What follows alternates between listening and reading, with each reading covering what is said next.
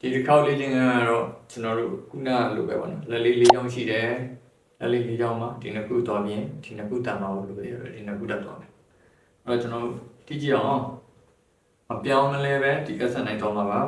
1 2 3 4 1 SN by 3 4 1 2 3 go 1 2 down up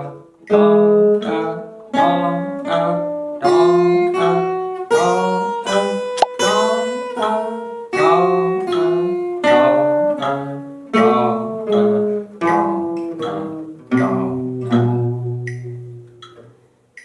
ဒီဟာလည်းမပြောင်းလဲပါဘူးเนาะပထမဆုံးဒီတိုင်းက essence ပါနေမှာပြန်တက်လို့ရှိရင်အနောက်ကနေပြီး essence ဖြစ်သွားမယ်ပေါ့เนาะဒီမျိုးပါပဲပထမဆုံးသုံးပြီးမှဒီ nucleus ကတော့ဒီ exercise မှာတော့ဒီ left လေးနဲ့ချောင်းသုံးပြီးပါ